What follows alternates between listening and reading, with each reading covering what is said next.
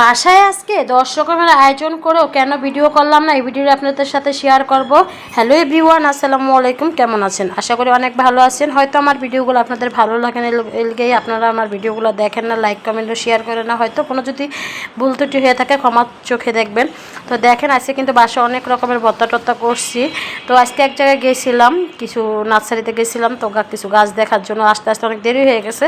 তো ভাবলাম ভর্তা টর্তা করে নেই, তারপর একটু খাওয়া দাওয়া করি। কিন্তু এমন তাড়াহুড়ো বেজে গেছে, ভিডিও করতেই আমি ভুলে গেছিলাম। আর দেখবেন ভর্তা করতে আমার দেরি লাগে। আমি ভাবছিলাম যে ভর্তা করলে মনে হয় তাড়াতাড়ি হবে, কিন্তু আরও দেরি হয়ে গেছে। পরে তাড়াহুড়ো করে ভিডিও করতে পারি নাই। তো যাই হোক, খাওয়ার সময় একটু ভিডিও করে নিলাম। দেখেন পুঁটি মাছ ভাজছি, পটল ভাজছি, চিংড়ি মাছ ভর্তা করছি, কাঁঠালে বিচি ডাল ভর্তা, পটলের খোসার ভর্তা, পরে হলো আরও কয়েকটা ভর্তা করছি, মানে এই যে ধনেপাতা ডাল ভর্তা, পুঁটি মাছ ভাজা।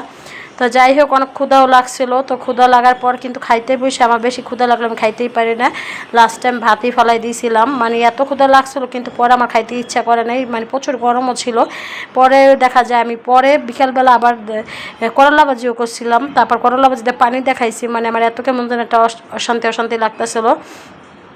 তো খাওয়া দাওয়ার পরে হলো যে ছাদে চলে আসলাম। তো ছাদে আজকে একটা বেগুনের চারা আনছিলাম ওই নার্সারি থেকে, বলতেছিল 12 মাস বেগুন, একটা করলা চারা আনছে, এটাও মরে গেছে গা। তো যাই হোক, মোরগ আর বাছক লাগাই দেওয়ার কাম লাগাই দিছি। তো এই যে লেবু গাছে কিনাটা লাগাই দিতেছিলাম, তো লাগাই দেওয়ার পর হলো সুন্দর করে হলো, মানে এই যে বেগুনের চারাটা আল্লাহ যদি বাঁচায় রাখে বেঁচে থাকবে ইনশাআল্লাহ। তো সবাই দোয়া করবেন। আর আমাদের এলাকা প্রচুর বৃষ্টি, কার এলাকায় বৃষ্টি, মানে আজকে রাত্রেও বৃষ্টি নামছে, প্রচুর বৃষ্টি। আরে দেখেন আমি গুপ্তধন পেয়ে গেছি। তো আমি ভাবছিলাম আলু শাক আমার বেশি খাওয়া হয় না, তো আমি এক সাইড আলু শাক করি একটা টবের ভেতরে, যেহেতু এটা বড় একটা ড্রাম কাটা, মানে এইভাবে কাটা। তো ভাবছিলাম যে আলু শাক করে নেই। তো দেখেন 3-4টা আলু গাছ উঠানোর পর 3টা গাছের নিচে আলু হয়েছে, মাশাআল্লাহ বলবেন। কিন্তু সবাই দেখেন এগুলো দেখলে কেমন একটা শান্তি লাগে, খাই আর না খাই উঠাইতে যত্ন করতে আমার কাছে এত ভালো লাগে। আর আলু 3টে দেখেন মাশাআল্লাহ কতবার, এরকম বেশি হয় না, 2-3 মাস ধরে লতাগুলো লাগাইছিলাম। আপনারা তো দেখছেন যারা আমার ভিডিওগুলো দেখেন। তো বেশি দিন না হওয়ার পর যদি এরকম লতা পাতার ভেতরে যদি আলু হয়ে থাকে, মিষ্টি আলু থাকে, আর কেনা লাগে। দেখেন মাশাআল্লাহ একটা আলুর সাইজ কত বড়, আলহামদুলিল্লাহ মাশাআল্লাহ। তো সবাই কিন্তু মাশাআল্লাহ বলবেন। দেখেন আলুগুলা দেখতেও যেরকম লাল আলু কিন্তু।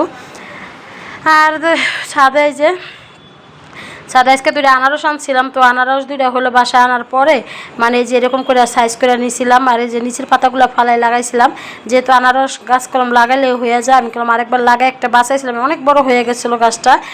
মনে হয় আনারস ছেড়ে দিতে এই টাইমে, মানে একটানা বৃষ্টি হওয়ার কারণে আনারস গাছটা মরিয়া পচে গেছে গা।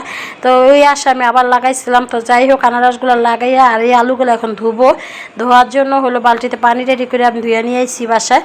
আর এদিকে বিকালবেলা মাহাদি হাসানকে মাদ্রাসা দিয়ে আসছিলাম। মাদ্রাসা দিয়ে আসার পর হলো যে পুরি নিয়ে আসছিলাম। আর পুরি আলাদের এই ডালটা আমার কাছে অনেক ভালো লাগে, খেতে মজাই লাগে।